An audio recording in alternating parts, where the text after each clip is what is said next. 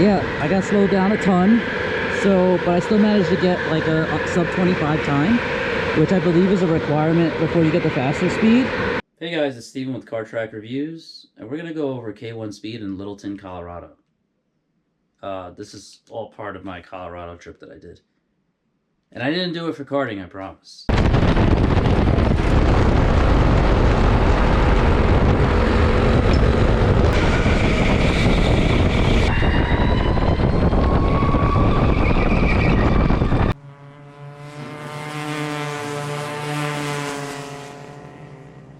So for pricing, they actually do charge you for the license, but it's not very expensive. It's $8 for the license, and that just basically means, hey, you probably signed this waiver saying you won't sue us if you get hurt. They basically have something called the Speed Pass, which is the same price as 3 races, so $67.95. That gets you the $8 license. It gets you 2 races, which has the value of $53.95. And then if you do all the math, $67.95 minus $8 minus $53.95, you get a value of $6 for a shirt. So if you want a $6 shirt that says K1 Speed on it, it makes sense to get the Speed Pass. Otherwise, just pay for 3 races and a license, or 2 races and a license, and you get more bang for your buck. So as I said, 3 races are $67.95, and that makes it $22.65 per race. Or you could do 2 races, which is $53.95, and that makes it $26.98 per race. Or you could do 1 race, which is $28.95. I give them a pricing of 8, and that's mainly because the prices are actually somewhat below average. And that's kind of surprising, being that it is indoor. It is, the electric carts are in pretty good condition. I saw, pretty much no problems with them. And also, the carts themselves are kind of worth it for that price. So these are shifter carts. Up, down, boost. So there's actually a boost on this one, which I don't really like. The guy suggested only using 1 boost, and he suggested 1 boost right before the finish line. And he also suggested being between 2nd and 3rd gear for the most part. So we'll see how that goes. I don't know if these are real gears or not. I think they said it was real gears, but I might be incorrect on that one. It might be simulated gears, but I don't know. So we'll see what happens. I mean, it's going to be, I think, faster. I think these go up to 50 miles an hour, which honestly I do think is a little fast for this track. Alright, so for karts, they had a couple different options, which was really interesting. They had kids' karts, obviously, or usually, like usual. They had adult karts, but then they had adult so-called shifter karts. Mind you, this is all electric. The shifter karts were interesting. You basically had, I want to say 3 gears. I don't think 4. Because I never got to 4th gear. But you kind of stayed on track going about like 2nd and 3rd gear anyway, if you maintained your speed. So it wasn't as exciting as a shifter kart could possibly be. But I also don't know if the shifter karts actually have multiple gears or not, because it's an electric kart. And from what I know about most electric motors, which is not a lot, an electric motor basically only has 1 gear. So I'm not entirely sure what they did there in terms of transmission, or if it's just all kind of like a filler just to give you something to do or whatever. But it also has supposedly 5 more horsepower, and it definitely uses more electric according to the staff. So you actually do have a boost on this. I never used the boost when I was on this track. I don't like boost, so I just choose to not use it. And they said that if you use the boost, you can kill the battery pretty quickly. So another reason for me to not even use it. But supposedly it has like +5 or +10 horsepower over the kart in non-shifter version.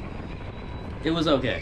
It was a little bit difficult to modulate the speed with the pedal, and I don't know if it was the karts themselves, or if it was maybe something wrong with the karts, or maybe just that's how those types of karts work. It didn't feel precise. The tires were a little bit smaller than I would like for the speed that the karts were allowed. Kind of cool in terms of like, yeah, you can go straight faster, but you can't really turn much faster, and I feel like that would kind of add to the experience. So maybe if those shifter karts maybe had a slightly wider tire, it would add to it, but it's not a necessity. It's just one of those things where if you have some speed options and you have such a fast speed option, it would be nice to carry more speed into the turns too. That's just a preference for me. I totally love the variability of this place. The fact that you had regular adult karts, you had like a pro speed kind of thing, and then you had a shifter kart version. So I like the variability here, and the fact that they did kind of let you choose, or let me choose, and I was there on a weekday. So that was kind of cool that they even allowed me to do that, and that they had that variability. So for karts, I give them an 8. Alright, so for track flow. Track flow is interesting here, mainly because they had a pretty big amount of space, but it doesn't seem like the variability was there. They tried using all the area, but I feel like they could have done a better job with what they used it for. The karts, the karts themselves are good for the track, even just like the regular pro speed.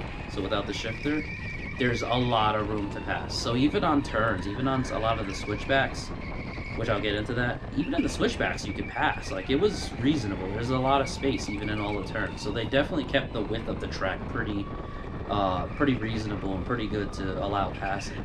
The problem is too many switchbacks. I think the switchbacks were such a downfall for this track, because the rest of the track was a ton of fun, but the fact that it was like switchback, and you go like this, and you're ready to go around, and you got a little bit of variability there, and then you go switchback. It's like, okay, half the track is switchbacks, and I don't really like so many switchbacks. I want like a variability of turns and stuff like that.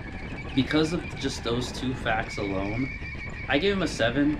I feel like if they changed the track flow, but somehow maintained the width of the track, it would be so much more fun. It would honestly it would make it so much better. But I feel like they were trying to use all the space. It's almost like they did autocomplete on this track. It really shows a lack of effort. Alright, so for customer service, they were pretty good overall. I didn't really have too many problems with it, if any. I believe it was I want to say it was like a Friday or a Thursday when I was there, and they were pretty accommodating. I was actually pretty busy too, surprisingly.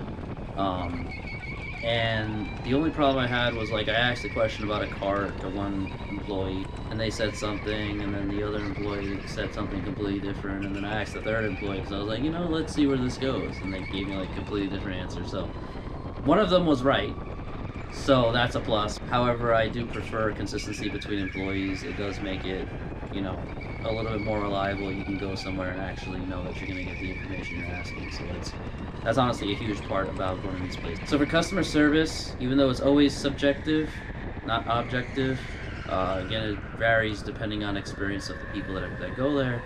My experience gave customer service a score of 8.